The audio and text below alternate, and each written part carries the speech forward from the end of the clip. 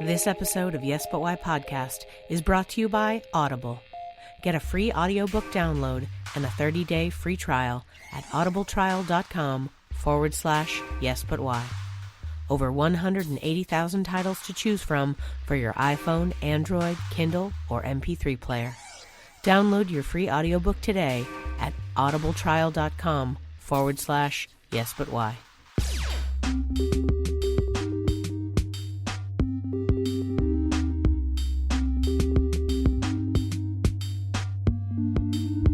I'm Amy Jordan, and this is Yes But Why podcast. Yeah.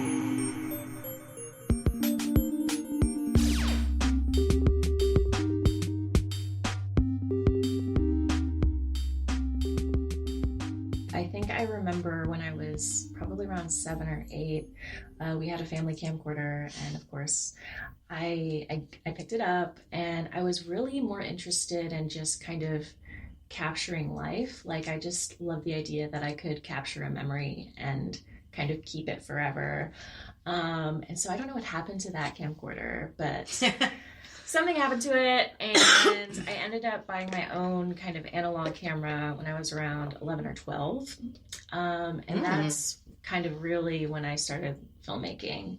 I made kind of like music videos. I like cross-dressed the boys in my neighborhood. I made a horror movie called the Crittles that my friend wrote and I directed.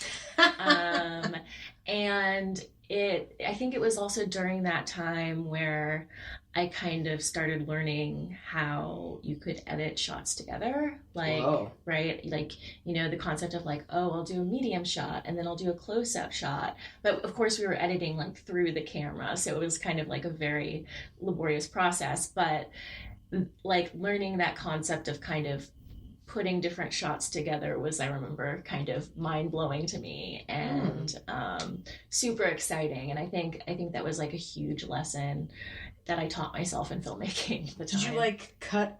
Did you like take tapes apart and like edit that way? Or do you mean like as you're filming? As you're filming. So it was like very old school, like, let's say I'm filming the Criddle character in my film, and it's like a 2-shot of the person and the monster, medium, like 2-shot of them. And then I would like kind of be like 1, 2, 3, action. They would do their thing. Cut. Okay, I'm moving in close up. Film the close up. If it messed up, rewind and redo it. Oh yeah. So it was very like rewind. Yeah, wow. We would rewind and redo it. It was kind of ridiculous, but it's very funny to like even look back at some of those films because like. Do you have them? Yeah, yay! I do, and like I need to get them digitized, but I think I got a guy. You do. Yeah. You gotta give me the contact info because no one needs to see them, but I would love to see them and like share them with the actors who are in the projects. It might be wrong of me to say, but I feel like my whole life I'm preparing for someone to write a book about me after I'm dead. Oh, really? Like, I have boxes of things that are, like, set aside separately of, like, specific theater things that I've done and, like, sort of keeping things, like, listen, they need to know. This is going to be on my autobiography, biopic. Like, the NEA is collecting my stuff because I'm a genius. Exactly. They need to see my cross-dressing Britney Spears music videos. It's important. It is important. Yeah. To understand, what was happening in the world and what you were influenced by. I mean, I would be so fascinated to kind of like be able to see kind of, really successful artists of this day and age, like where they were like at that time and to watch what they were making, Yeah. I don't know. I think, because I was listening to like a David Fincher interview recently, and he was talking about, like when I was 7 or 8, I learned the concept of editing. And I'm just like, that is fascinating. Like, I would love to see what like David Fincher was making at that age, but. Right? Yeah, it starts early. It really does. Yeah. I mean, if you're meant to do it, you for sure are going to grab the camera and do that kind of stuff. I mean, don't get me wrong. I grabbed the family camcorder too, but to put it on a tripod and put myself in front of it. It was not about... Right. No. I wasn't trying to make a movie with someone else. I was like, look at me. No, but if you're like a performer, like, hell yeah. Right? Yeah. Oh, yeah, man. When you bought your first camera, which I think is very impressive that you bought it on your own, do you remember like the make and model of it? Like for our camera nerds out there, if you have any, do you remember? I think it was a Sony. And it was like, I don't remember the exact make and model of it, but it was like, you know, the little tiny tapes you put in. Oh, yeah. Yeah, it was. I think I still have one of those. It was very old school, like, and I kind of regret, like, I probably could have gone digital at that point. But like, I just like, it was like too overwhelming to deal with a computer, and like the fact that I could just hit record and that was it was like perfect for me. Yeah. You know? So. Yeah. Well, all of the work afterwards is definitely a later part of the process. Right. You have to get into the action of, you know, all right, now act this. Like even just getting the people to dress up the way you want and to get them to do it. That's the first hurdle. Yeah, for sure. And to kind of organize and get people together and to agree on an idea. I mean, it's like I just said it like starts early, but it really does. Like, I kind of look back at a lot of those early days in terms of making movies, and I was like, we were actually kind of on the right track. Like, we had no idea what we were doing, but like we were doing it, you know? Yeah. Like it, I remember we made one episode of this TV series called Saturday Afternoon Recorded, which was a spoof of, you know, Saturday Night Live. And it was like very silly. It was like all of the girls in my class kind of like came over and we, you know, I don't know, we filmed some like sketch about like, you know, one of my friends didn't like onions, so it was like Blair Witch Project. She's like running away from the camera in the dark in my house and like in the closet, like, oh my God, I don't want the onions to get me. And like, it was so stupid at the time. And I like, you know, it's easy to look back and laugh, but it was like, we were doing the thing, you know, we were doing the thing at the time. And I think, you know, the creativity kids have is just so amazing. And I think, you know, a lot of times as people get older, they kind of lose that. But I think if you're able to harness that creativity and not think, oh, it's lame or like, what am I doing? Then like, more power to you, you know? Yeah. I've taught filmmaking to like middle schoolers and elementary school students, and it's a whole thing, but they like they don't care what anyone thinks. And I think like there's so much power in that, like when you're at that stage and you're just like, no one is judging me, like no one is expecting anything of me. I think like sometimes like at that point you are your most creative, and I think as adults it's like you're kind of striving to kind of be that unfiltered and to not care what people think, because I think that's when some of the funnest stuff comes out. But yeah, you have to work real hard. That's part of my sort of like whole improv thing, is it's like it's a search to get back to childlike play. Yeah, it really is. And you know, I think a lot of times I think there are tremendously creative people out there and great writers, but I think sometimes they get self-conscious and you know, they don't want to, you know, bare their soul or kind of be more childlike, or they're afraid that what they're doing isn't the hip thing, or, you know, and I think that's such a tragedy. Like, I think it's so tragic, like when people are concerned with what other people think, because I think where the best creative stuff is like when you're being raw and when you kind of don't give a shit and you're just like, I'm going to write what I'm going to write. Like, I'm not going to write what other people want me to write, you know? Yeah. And that's how you move forward. I mean, people aren't like buying screenplays of somebody who's written the same thing over and over. Yeah. You know? And I think and I've gone through stuff like that. Like, I've written screenplays, and I've even written a draft of the feature I'm currently making where I'm just like, you're trying to chase what you think other people want, but when you do that, you never win. Like, you just don't. Like, you make a product that you're not happy with. And I think I heard Damien Chazelle, like an interview with Damien Chazelle, and he was like, you know, whenever I'm writing and I'm writing the stuff that I like am ashamed about and I don't want people to see, like, that's typically the good stuff. And like, I've always kind of held on to that quote, like in times where I'm just like, oh my God, people are gonna think I'm crazy for writing this.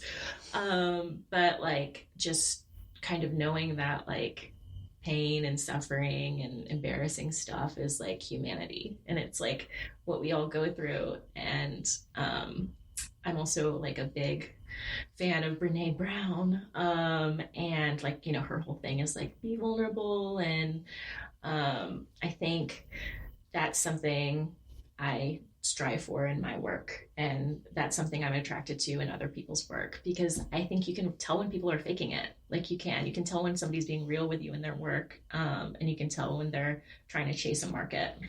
Yeah. Yeah. Yeah. It's hard though, because I think it sort of connects to your idea about like children and the purest self. It's like as we get older, there's all sorts of like rules and walls, and like they tell you got to be like this, they tell you got to be like that, you know, and it's all different groups that are coming at you with rules. Oh yeah. And it's never the ones that tell you the rules that are explicitly like playing by the rules. You're like, but you don't do that. Why are you telling me to do this? And you're like, well, you gotta. Yeah. You're like, I don't see how that's a thing. Yeah. You know, like, why would I try to write some story that I don't identify with just because, like, I'm sorry, it turns out people like police procedurals, so I got to try to write one? No, I don't know anything about being a cop. Like, what am I going to write? Yeah. Like, that's not my life. Yeah, and I think, like, you know, growing up, I got the advice to tell stories about boys because, you know, of course, there's that saying that, you know, girls can watch movies about men and boys and enjoy it, and boys can't watch, like, boys can identify to a female character. And like I always thought that was just like the saddest thing in the world, that, you know, getting the advice to write about boys, because I don't know what it's like to be a boy, you know. And yeah. I mean, I've had a lot of fun writing male characters in the past, but that's just like not who I am. And I think there's so much power in like knowing that your own perspective, like no one else can be you, and no one else can think like you, and like no one else has seen the world through your eyes. And I think, you know, there have been times where I've forgotten that, but then I'm like reminded by, you know, friends who like read my stuff or see my stuff that like, no, like this is unique, you know. And I think trying to kind of be like somebody else is kind of, you know, like you have one shot in this world, you know, like be honest with who you are, you know, and tell the stories that you want to tell. I think, yeah. I mean, I reacted to you have one shot because I actually think you can be hundreds of things. Like in your life, you can say whatever. I think you're 100% correct that your art and what's coming out of you will be more authentic and more real if you tell it from your own point of view, because you're right. You only really know your own. I mean, we can all assume and make, you know, tell stories where it's like, yeah, they probably did that, but it's like, would they? I don't know. No, like, I mean, unless you know somebody where you're like, okay, you know, because I've definitely been in writers' rooms where someone says like, that wouldn't happen. I was like, I actually know a person that did this exact thing, so we can put it in. It's a real thing. In those sort of scenarios. But just sidestep to something you said a second ago, which was that your friends were like, this is unique. You have a specific voice. And I think it's so interesting that from our own point of view, we have such a hard time seeing our own uniqueness and our own, like, we only know what we know, so we can't see how what we know is valuable. Yeah. Oh, absolutely. Like, I'll be writing something and, like, it'll be, like, I remember, like, this was, like, an early draft of the feature I'm making, like, it's called Inbetween Girl. So I was like writing, this was like a very early draft of it. And I'm just pulling out my same old tricks here, whatever. Yeah. You know, and like my friends read it and they're like, oh my God, this scene was so emotional. Like I loved it. And I'm just like, what?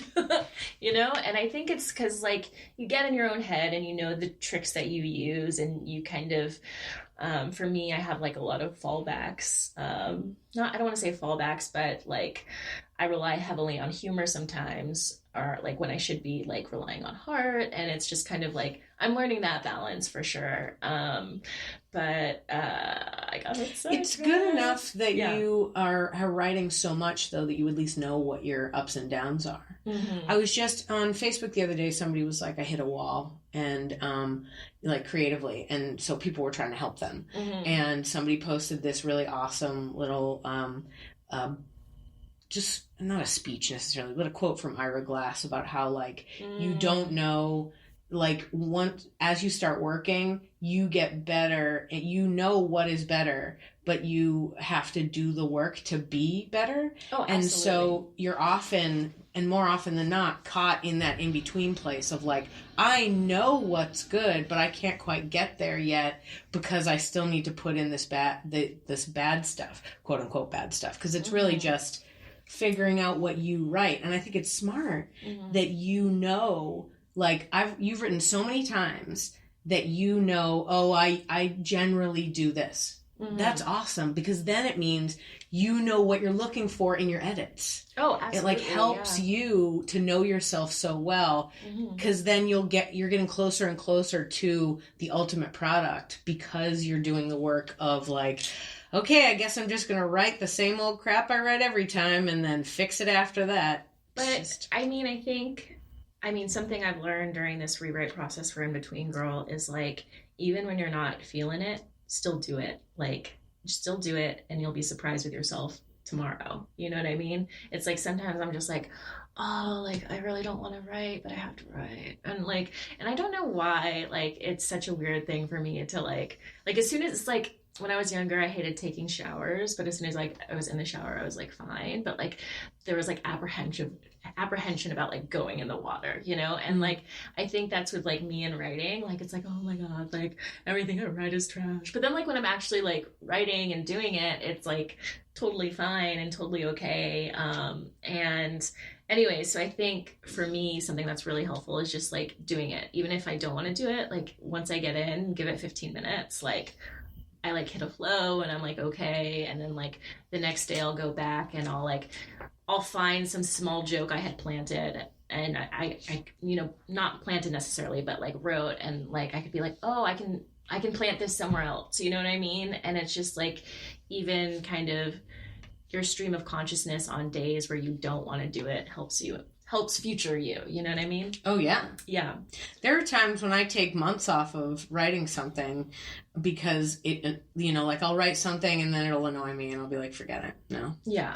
And I put it away, and there's part of me that's like, maybe you'll never come back to this, but maybe you will. Yeah. And then 6 months later, I'm obsessed with the character and I keep thinking about something and I'm like, but wait, what if? And it's like, then I'm able to go back, and it's like, I just needed time. I just needed to allow myself the creative process. We never allow ourselves the actual living in the world part that is like, okay, well, how do I have a story to tell? I have to actually live a little bit, and then I can have a story to tell. And then I can be like a shut-in and like not talk to anybody. Yeah, that's great. Right? That's absolutely, where you 100%. live, and then you go in your cave. Yeah, that's what adulthood is. Yeah. I mean, I just turned 40. It's in the house time now. I'm just writing the adventures of my 20s and 30s, and that's it. Yeah. And then later I'll have my own Grace and Frankie, and it'll be my adventures of my 60s. Oh my gosh, I will subscribe. Man, if only all of our lives could be as exciting as theirs. Yeah. In their 70s. Yeah, in all of our 70s. So when you're writing and you're building this particular feature, how long did it take you? Yeah, so the process of that was, I was part of this like writers group that I cultivated with like a group of friends. One of them went to graduate school for creative writing. Another one was a friend from work. And I think two of them I was in school with at UT in the film department. And so I kind of hadn't been doing a lot of like writing. I was really into photography at the time, and I was like, man, I miss writing. And so I created this group, and basically we wrote every week, and then we would read each other's stuff and kind of review it, and kind of talk about it, like a pseudo writer's room. And so I wrote the first like 15 pages for this feature idea, and every week I would kind of, you know, do the next installment until I had written the first draft of this thing. And I didn't really have any intention of making it. But my friends were like, this is actually like really good, you know, like, you should consider doing it. And I was applying to a grad school program at the time with the script, and like kind of right before it, we invited one of our friends over, Matt, who is actually one of the producers on the project now, and we kind of did a table read of it. And he was like, yeah, this is great. Like, I want to be a producer on it. And so my friend Connor was like, he's a director at Rooster Teeth. He was like, oh, I would love to edit this. And I was just like, really? Okay. And so it was very exciting to kind of hear their excitement. And so I had a conversation with Matt about it, about like kind of next steps and what we should do. And so we kind of moved forward and we started like applying to grants, and we made a proof of concept film with 2 actors who are going to be the actors in that main film. They're totally amazing. One of them is still in high school. But that's so great. Yeah. Anyway, so back to the writing aspect of it. So originally the character was half Black and half Mexican, because I'm mixed and I wanted to have a character who was mixed. And, I kind of work with a lot of students who kind of are mixed in different ways, and so I was kind of like inspired by that. And then I met Emma Galbraith, who's playing the main character in the film, and so she is half Chinese and half white, and so I kind of had to go back and look at the script again and kind of rewrite it with kind of those changes in mind. Sure. And kind of to think about different things and how her race would affect her, and also just kind of going back and just making the script better, for lack of a better phrase. Sure. And kind of really thinking about the beats and really thinking about the characters. Does having the actor help? Yeah, it like helped knowing how she is. It helped a lot. Getting to see them kind of act out a scene together, the main actress and the main boy, was really amazing, because it was like, okay, I kind of know their sensibilities and I know their sense of humor and I know what dialogue they do well with, and I know, these different things about them. So like, it was interesting because when I went back, I wrote one draft that was super tailored for them, I felt, and it was like very tailored for them, but it wasn't kind of right for the characters. And so then I wrote another draft that was kind of more like the original draft, but had elements of them in it. So it's kind of like, it's like an interesting puzzle, you know what I mean? Yeah. Kind of having the actors and knowing their sensibilities and, knowing what's right for the initial story you wanted to, like staying true to the initial story you wanted to tell. Yeah. But at the same time, kind of taking their sensibilities into account.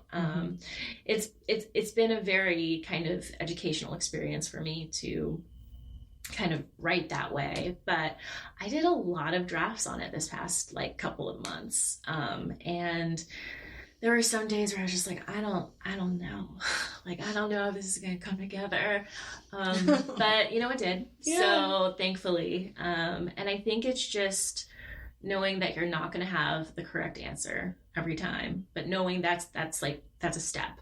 Like, even when you're getting something wrong, like, that's a step in the right direction. And plus, the whole process of filming adds more to it as well. Like, that's the part that I think we all forget. Yeah. And is the idea that, like, okay, it's great that you have a screenplay, but now once it's it's in the hands of the actual being filmed, like, crew and cast and that group of people, it will change in its way. Oh, absolutely. Because of everything, because of the crowd, the like social of the actual human beings that are like in the crew, of the world that's happening around you. Like, if something happens in the world, it will affect something in the filming of it. And then, I mean, whenever I teach writing and I talk to people, I'm always like, if you're not the one who's making the movie, if you just write it and then hand it off, you cannot be precious about it. You have to let it go and then never again worry about it. Yeah. And if it gets made and it is a totally different movie than the one that you wrote, but you still got paid for it, it's fine. Done.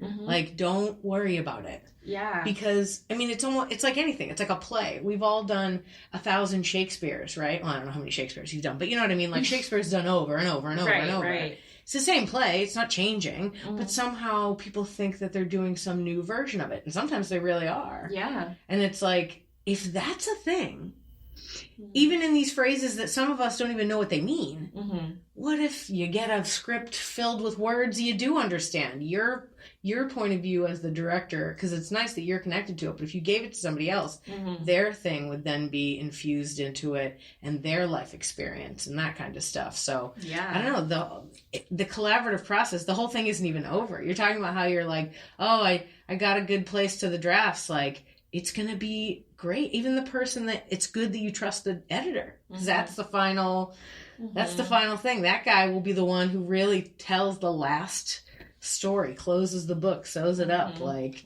okay, this is what it says. And that's so fascinating. It's like, filmmaking is such a weird art, because it's like, you know, you have the stage where you're just writing something on a piece of paper and no one knows what you're doing, you know what I mean? And it's like very like quiet and like, you know, and then like you get into a phase of like production where you're on set and it's like extremely collaborative and extremely like you're just talking to people all the time and you are working together, and kind of like you said, like you have all these people on your set, like your actors who are kind of breathing new life into it. And that's like very interesting, because you go from like living in solitude and like being like, these are my people that I'm writing about, this is my world, to like, oh, I'm letting all of these people in, and like it's scary, but it's also very like invigorating, because there's so many people who I work with who like think of the best things like when we're on set, and it's amazing, you know. And it's really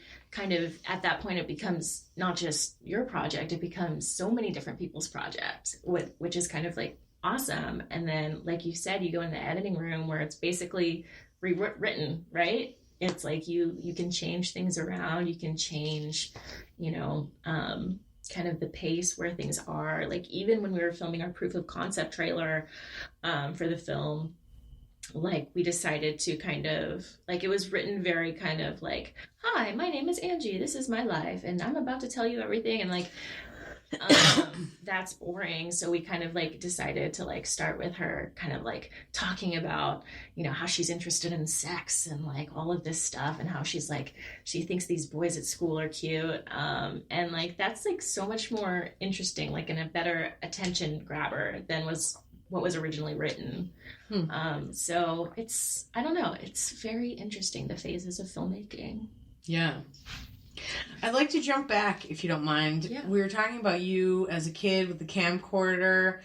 What did your parents think about this? Were they like showing off your movies, or were they like, hey, you need to be a lawyer someday, so you should probably do that? Because I mean, you went to a solid school. Are you from Texas? Like you grew up in Texas? Okay. So UT, not too crazy. Yeah. I grew up in Massachusetts, so later in my life when I applied to grad school in UT, it was like, whoa, you're gonna do that? Like, so it seemed crazy. But UT, you were in the RTF, is that right? How did you, like, what was the experience of, like, were your parents supportive? How'd you get there? Were you like, I'm doing RTF, forget it? How did it go? My parents were incredibly supportive. They didn't totally understand everything. Sure. And they, you know, my mom always gives me advice for the industry, which, like, you know, she's never been in. But no, they were incredibly supportive. They even let me go to this film camp when I was a senior in high school. And it was like a film camp here in Austin called Film Camp for Girls, run by Michelle Voss, who is just like an amazing woman.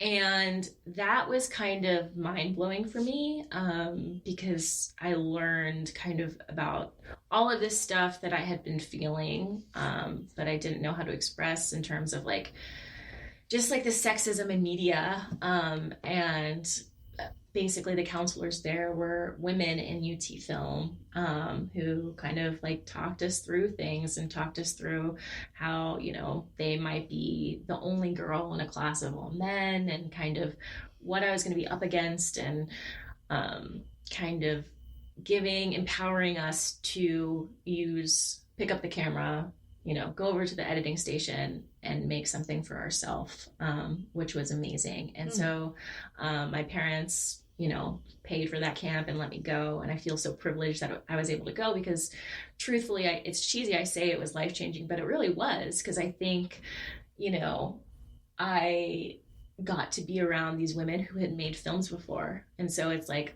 I think a lot of people talk about not having role models who look like them or who, were women, like not having female director role models, but I had that, and I had that at a super early age. I don't know if you know who Kat Candler is, but she's a professor at UT. She made this film called Hellion. She, was in the indie scene of Austin for a long time, and now she's, I think, the showrunner of the show Queen Sugar. And so she's like really worked her way up. But anyways, back when I was 17, she was like my counselor, which was incredible because it was like she kind of was at a level where she was making, I think, shorts that were playing pretty consistently at festivals, and like getting to see that and getting to see the way she directed, and like that was invaluable. And it kind of gave me the confidence to know that I could do it. And like, I'm not sure if I had an experience, where I went to like a different film school that was majority male, if I would have been as excited, because I think, I don't know, that film camp really inspired me to give my perspective and to know that like if I said something, it would be acknowledged and it would be taken seriously. So that was kind of amazing. And so after that, my parents kind of supported me into going into UT Film, which was great and everything. Sure, with all the great people that you had met, why not continue hanging out with them? Yeah, exactly. And so I think they have just been like super helpful. They don't totally know what's going on.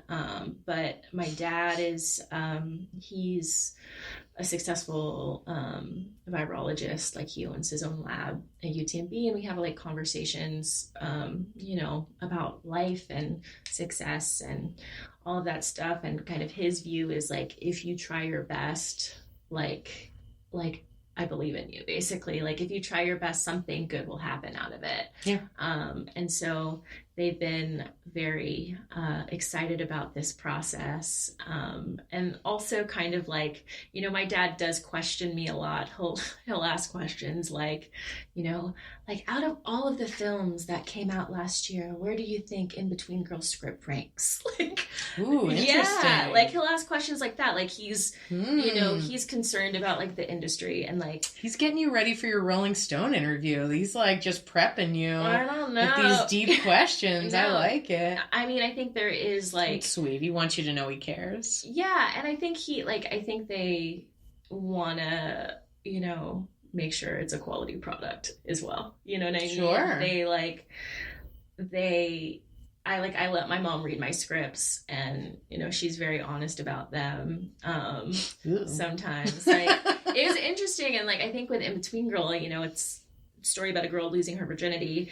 My mom, like, I think there was like hesitance in like what I was writing about, and like my family is like, we don't talk about sex, we don't talk about any of that. And so my mom was like, May, like our family, we like movies about dinosaurs, we don't like movies about virginity loss. And I was just like if anything, it was like getting her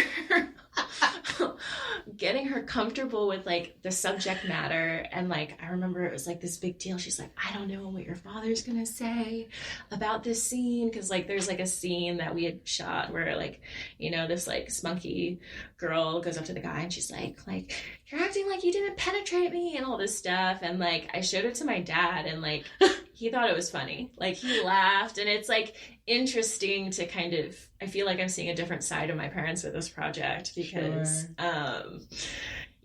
it's like stuff we didn't talk about, and now they're just like, okay, like we're gonna support this. And I feel like I've had like kind of more interesting conversations with them since I've decided to like tell a story that's not all rainbows and butterflies. Plus, to a certain extent, and I've learned this, growing older as a storyteller, is it's like the stories you want to tell change as you get older, right? Yeah. So like now you're in the perfect place to speak what the high school and college students need to hear. Like, you've experienced that recently, you have that knowledge, you're even able to connect with the kids that you're teaching to know what they're going through. Why not put that out there? Because, like, for real, in my experience, in 10 years, you won't remember what it's like. Yeah. You won't be able to connect with it as much. I teach kids in the summer too, and I can't connect in the same way. Yeah. Like, it's different. I want to know, and I try my hardest to get in. I play a few games to try to get my brain in with them when I first meet my kids that I teach. But I'm still not as connected. Like, I still don't know. And I always have a, the theater I work with gives me a stage manager, and the stage manager is usually like in high school. So she's like fresh out of high school or just a senior in high school. And so there are things that'll happen and I'll go, what are they talking about? Or like, should I be concerned about this thing that's happening? And they'll advise me, no, that's from a television show. They're not. Oh, cool. Great. Thanks. Yeah. Like, just certain things that, like, as you get older, you become distant from certain experiences. So it's good that you're interested and able to communicate these stories. It sounds like it's also good for your parent relationship to, like, be like, okay, I'm an adult now. You guys ready? Yeah. No, it's so funny. Past that. Yeah. Like, this story is not yesterday. Yeah. Just so you're clear. Yeah. Like, it's just like, take a deep breath, Mom. It's going to be okay, you know? Man, I wonder what the mom of the little girl who's actually still in high school thinks for being in this. She's so supportive. I mean, clearly honestly. she's got to be a theater mom if she's been, was doing stuff. No, so Emma Galbraith is, like, she is in theater, but, like, she's just this incredibly talented kid. Like, she plays. Did you meet her through your, like, camp that you teach? Yeah, I met her through Creative Action. So, awesome. Yeah, my one of my coworkers there at the time was like, there's this girl, Emma Galbraith, she's amazing, you gotta see her. And so he sent me a clip of her, and it was like maybe like a 15-second clip, and she just had a je ne sais quoi, like, I don't know what, like, just, she was amazing. And so I, like, literally, like, went to one of their days when they were filming, and I stalked her, and I was just, like, watching, like, how mature she was on set and how she handled herself. But she is just, like, a little genius. She does everything. Like, she can sing, she can play piano, she plays the violin. She's, like, a little climate activist right now. She's just, like, doing it all. And I think one conversation I had with her mother was like, well, Emma wants to do it all, and I, like, want to make sure that she's, like, having time to sleep at night. You know? Oh, awesome. And that's great. She's just, it's a wonderful problem to have. So ahead of her. Like, I mean, she's unbelievable. And the other actor, William Magnuson, I also got through Creative Action, and he's just totally amazing and hilarious. And he was recently on the show Scam. Have you heard of Scam Austin? It's like this Facebook web show. Oh no. But he's so funny. And is it like revealing scams that are happening? No, it's about, like, it's like a teen drama. Oh. Yeah, I don't know if it's pronounced scam or scum. I've heard, like, different things about it. But you're sounding like me now. Yeah. I don't know what the kids are saying. I don't know what they're saying. But scum. That would be hilarious if that's what it was called. Yeah. They're both super good at, like, just improvising and, like, understanding kind of the characters and where the characters are, and they ask really smart questions, and I don't know, it's just, like, they're amazing. The future is so bright. Like, they're great. Yeah.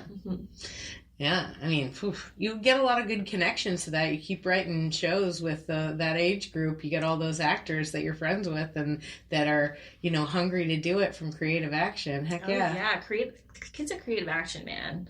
Those kids are, like, woke, smart, creative. Like, they are just on the ball. Like, in a way that, like when I was, like, 16, I was just like, I just want to, like, go on MySpace and eat peanut butter. Like, these kids are, like, amazing, They blow my minds.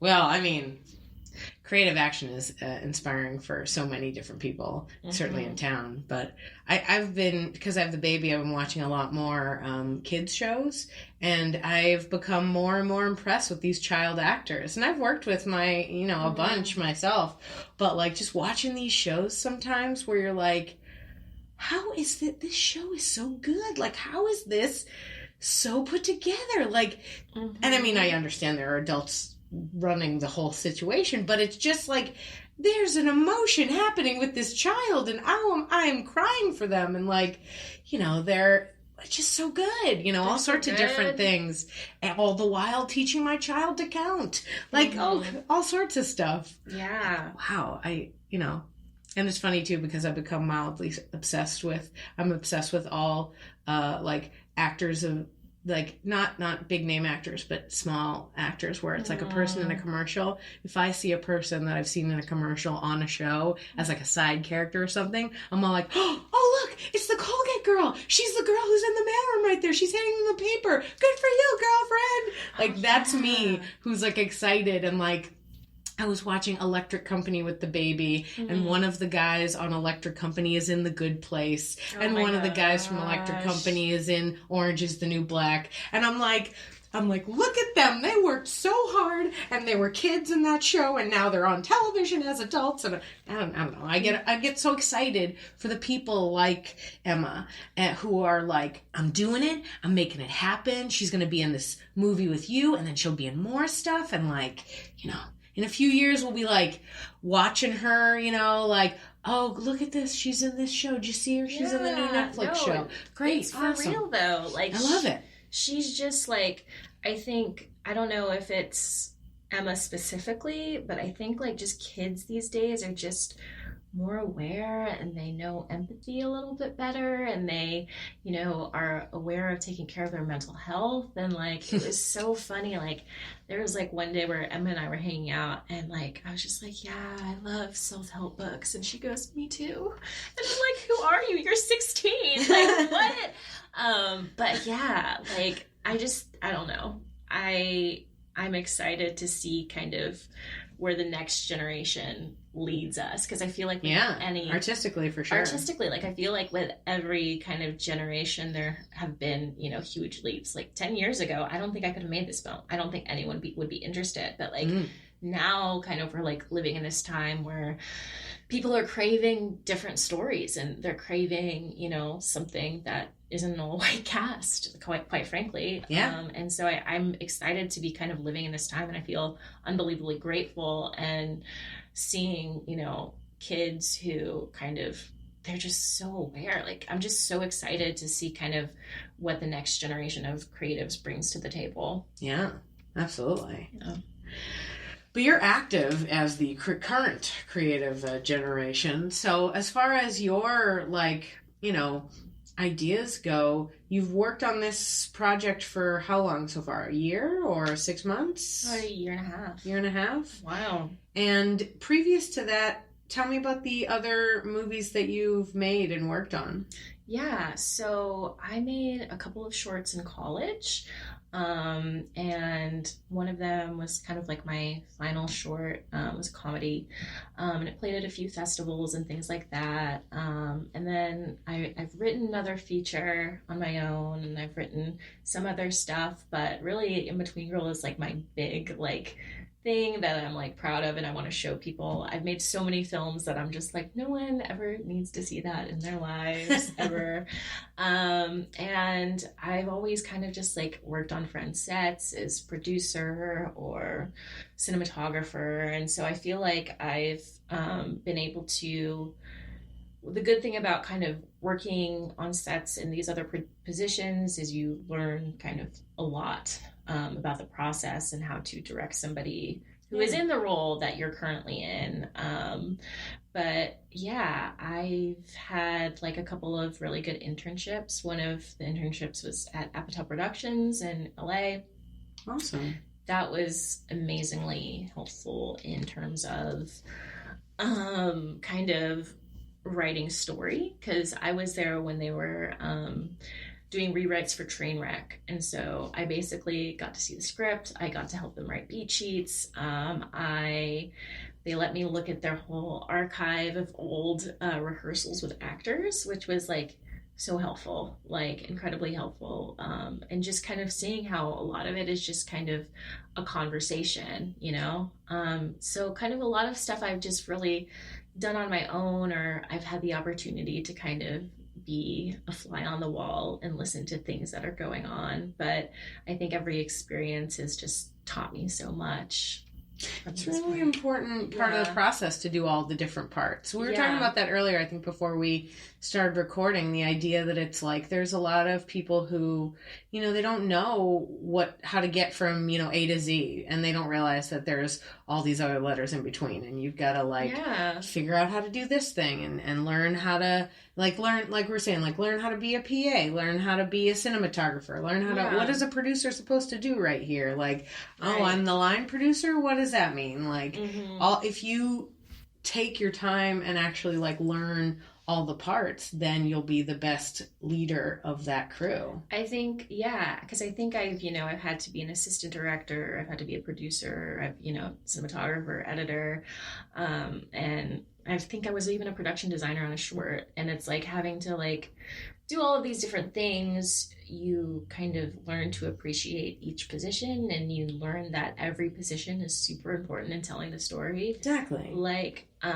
it's kind of insane, like how you need each department to be stellar at what it does to have a truly great movie. And so I'm thankful for being able to have those opportunities to kind of like learn about those departments. And like, I'm not like, I will probably produce a film in the future. Like I hope to produce a feature for a friend, moving forward. So I think with filmmaking, I think there's so many different avenues you can take. And I think it's really exciting to be able to try on so many different hats. And know that you don't have to just wear one. Like for Inbetween Girl, I'm wearing this writer-director hat, but in the future, I'm kind of excited of wearing more of that producer hat, and also the writer-director hat are the hats I'm interested in. So it's cool. Yeah.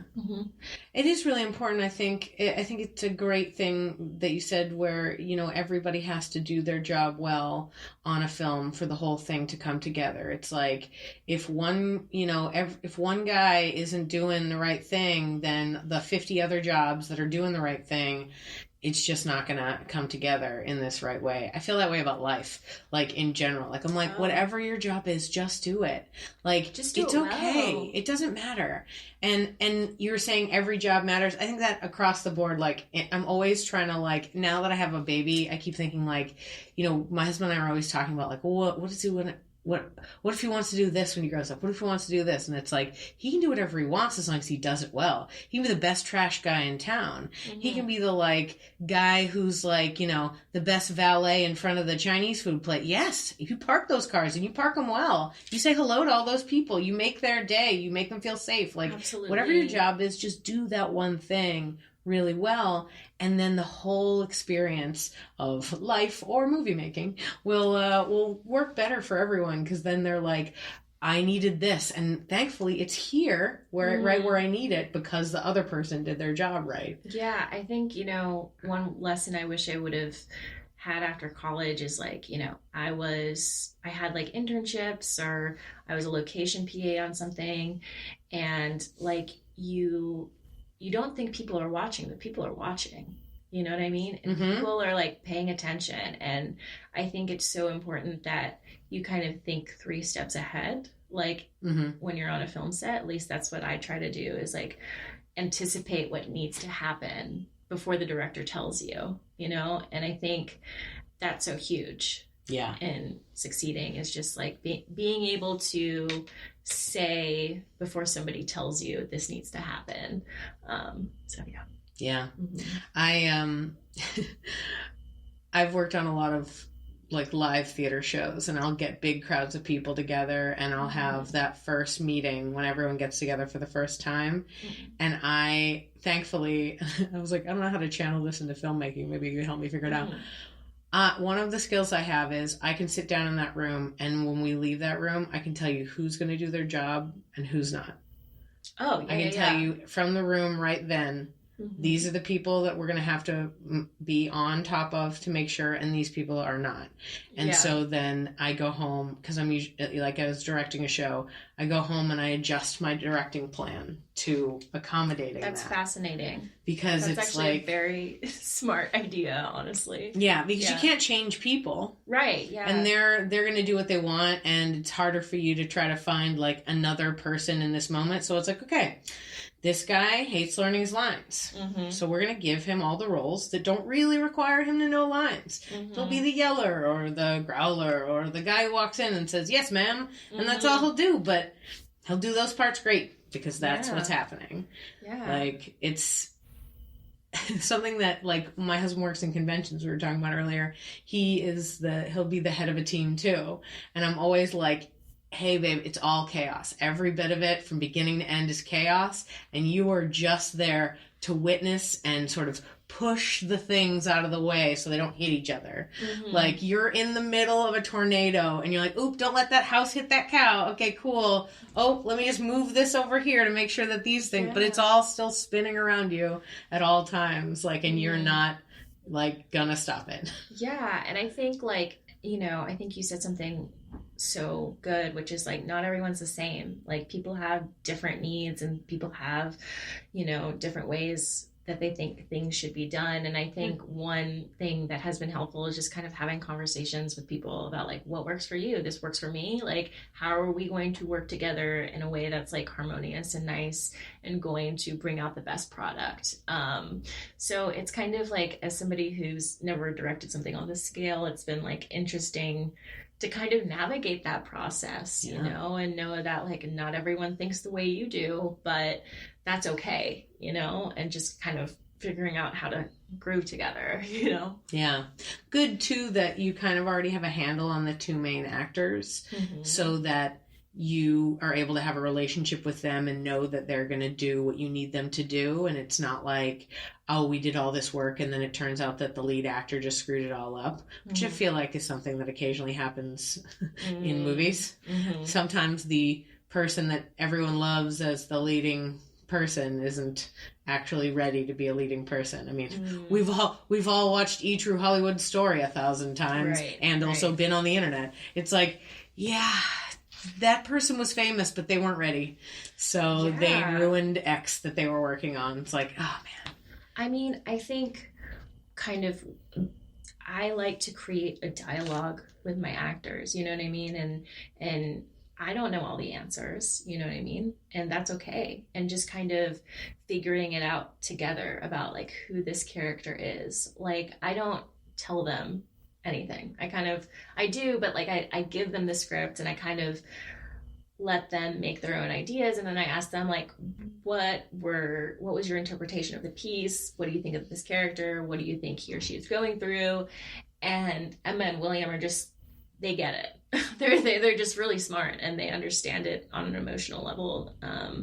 And so kind of, for me, it's like I see kind of where the actors are at and then try to build off of that and collaborate with them. I mean, we do a lot of improv when we're actually shooting, and what we'll do is we'll kind of go off to the side and they'll read the script, how it was originally written, and then we'll try some improv because, I mean, they're young, they're hip, they're cool. Like, they know that world better. They do. They know that world better than I do. And so getting to see what they bring to it, and then we'll kind of have a conversation about, like, how did this feel? Did this feel like something your character would say? And then we kind of work together to find a version of the scene that, like, makes sense for the characters and the place in the story. So it's a very collaborative, awesome process that I kind of love. I think there's, like, this stupid idea that, like, the director has this vision, and as a director you should have a vision, but also it's like,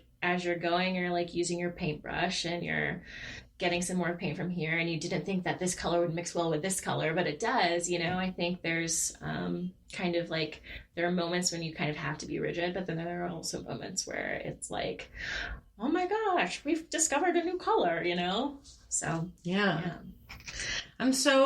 I'm like beaming with the idea of this experience that you're giving to these actors too. I mean, like we're talking earlier about ourselves being 16, doing like, you know, film in our backyards and being excited about it. Like, you have got these two kids in a movie, and like that's for real, and they're like going through a real like process with you. And it's just so, what an opportunity that you've given them. And it's great that they're taking it and they love it and they want to be part of it and they're giving back to you. But it's like, it's just such an awesome thing that you've given to like these kids, because I mean, like I said, they're like I'm us. the lucky one, you know. Sure. Like, I feel like incredibly lucky to be working with them.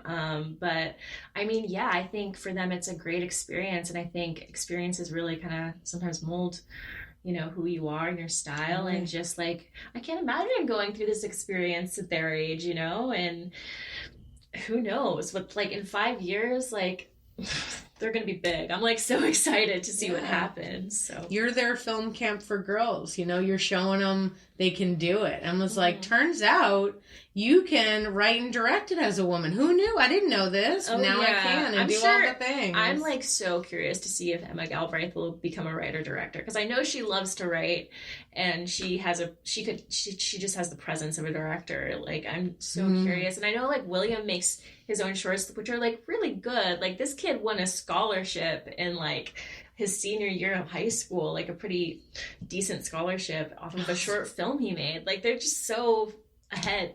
I love it. You know? So you're in the midst of this project. You're like clearly deep in the process of, you know, Inbetween Girl and all that entails.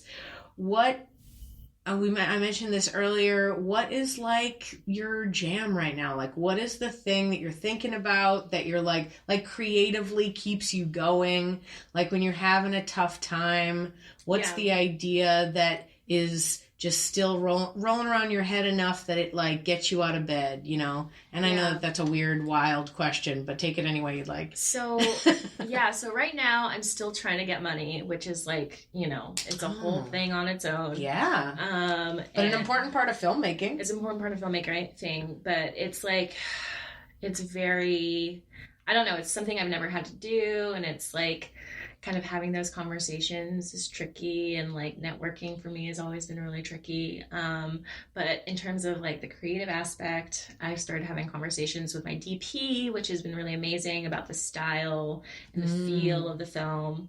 And I'm honestly somebody who I can get like pretty kind of carried away with the magic of filmmaking.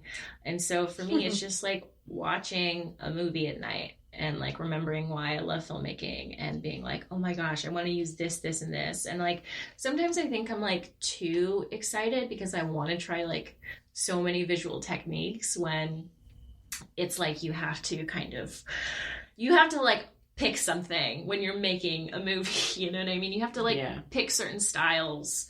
But I'm excited because I feel like we are doing some like visually fun things. I'm really excited about the number of kind of continuous like oneers we're gonna have. And like a oneer is basically where you know, film and it's like one continuous take where the actors are kind of moving around and the camera moves with the actors. And we have like a couple of those that I'm super excited about blocking and kind of choreographing with the actors and the DP. And yeah, like that's so nerdy, but I'm really excited about having oneers in my film. And I mean, like my DP and I watched like a bunch of clips the other day, and I'm pumped for it. Like, I'm so excited because I think as you do more filmmaking, you kind of get more excited about trying different visual things. And I think when I was first starting out, I was mainly interested in story, and then I got interested in photography, and now I'm like very interested in the visualness of a film, and like the lighting of it, the movement of it, the pacing of it. Like, to me, like all of that is communicating, like that just as much as the actors is communicating like what the story is about. And so kind of like figuring out how to tell this story visually in the right way is what I'm working on now. Yeah. Awesome. Mm-hmm.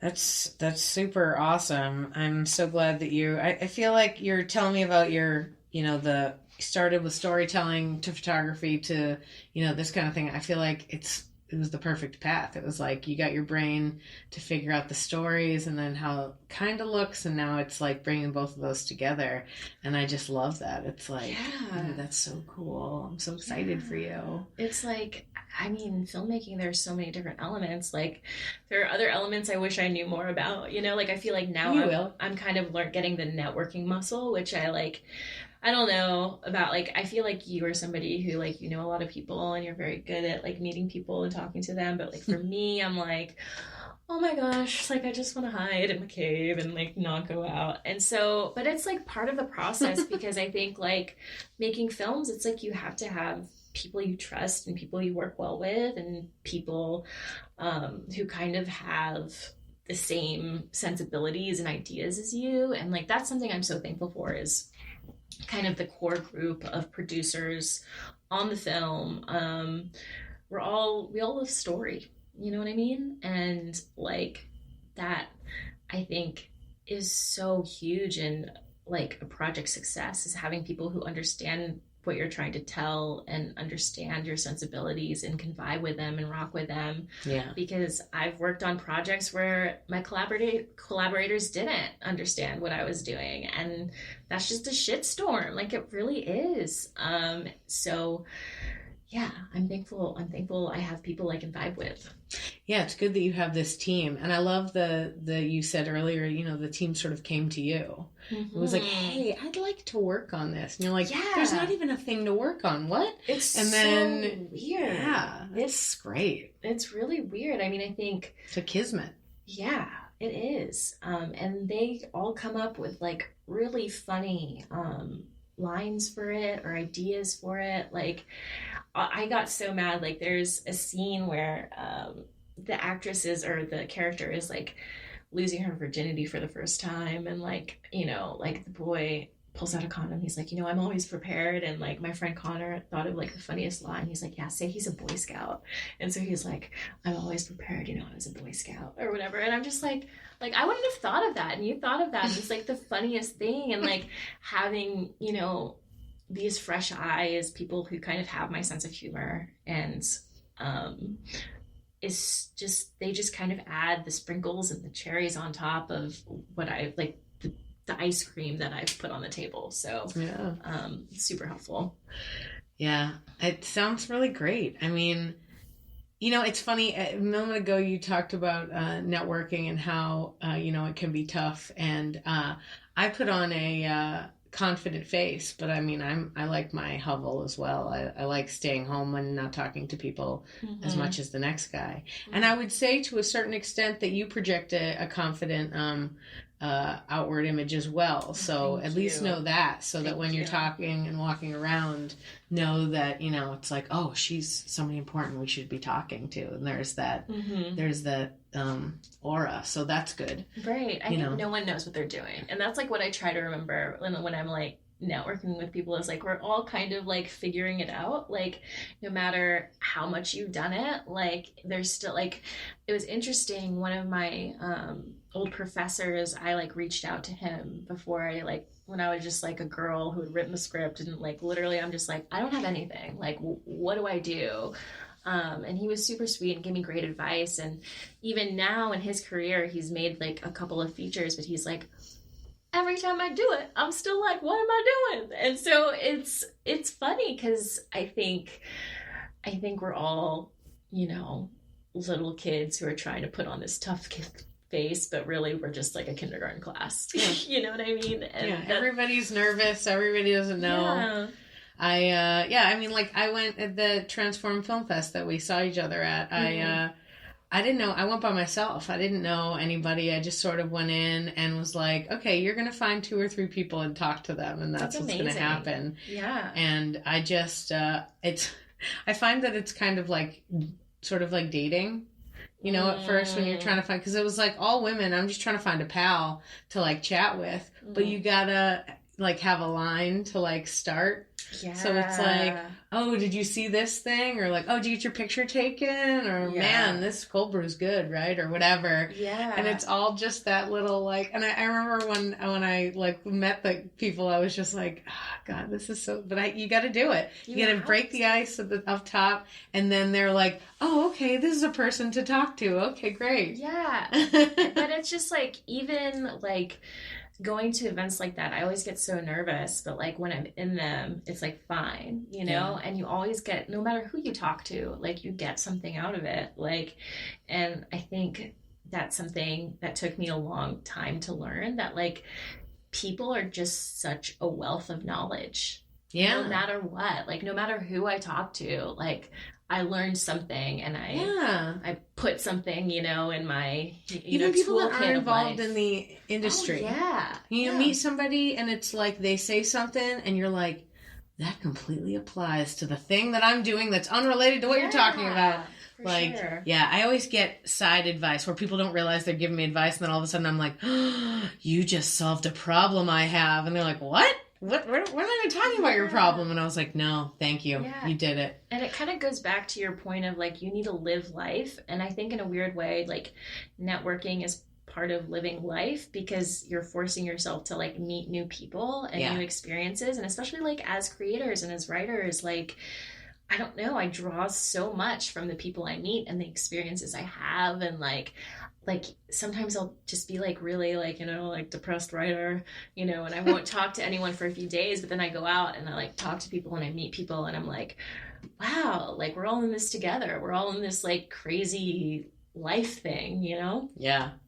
I just told somebody the other day that I'm the kind of person that I go, because I'm home with the baby, and so I don't talk to people very often. So when I go to the grocery store, I talk to everyone at the grocery store. You're just like, I'm ready. I just, you know, like I just make conversation as I'm moving around. Like I'll be like, oh, this is the best cheese, or like, you know, something like, what kind of fruit is this? And then, you know, even if I know, just to kind of get people to chat, because people are so in their own zone in the world. So I'll walk around and make conversation with everybody, and it's just the only way to get me out of my head. Yeah. You know, and it's super embarrassing the whole time, but I just keep doing it over and over. I also trying to show my child that you should speak to people.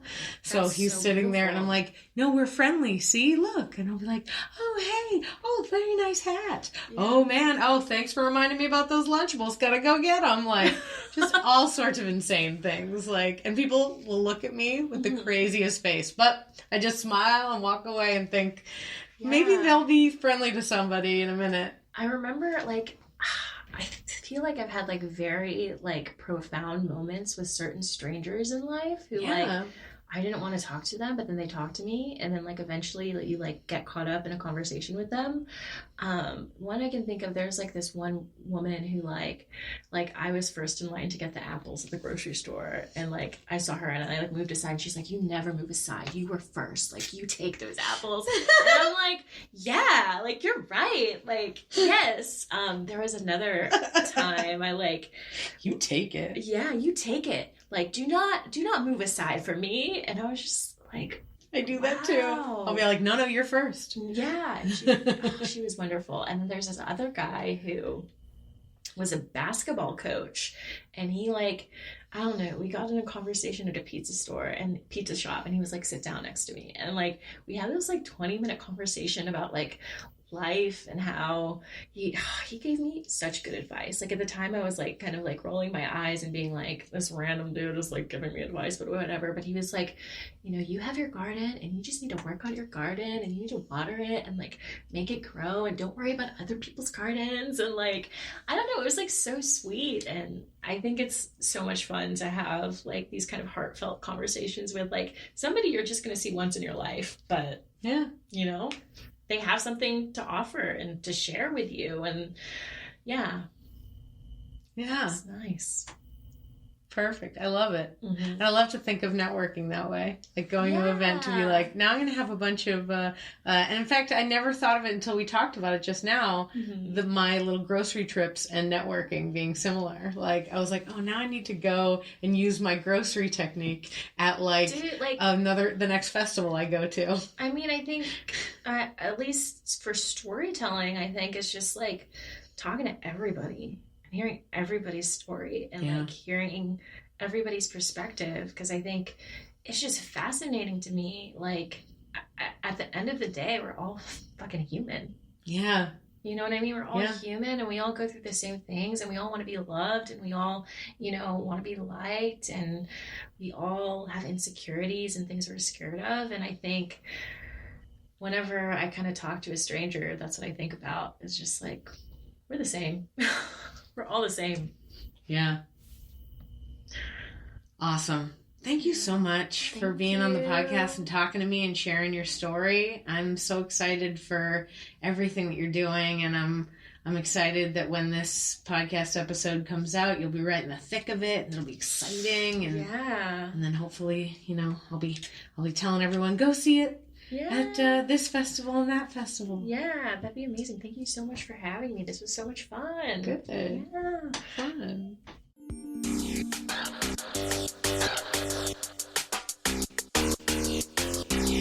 Thanks for listening to Yes But Why Podcast. Check out all our episodes on yesbutwhypodcast.com or check out all the content on our network, HC Universal, at hcuniversalnetwork.com.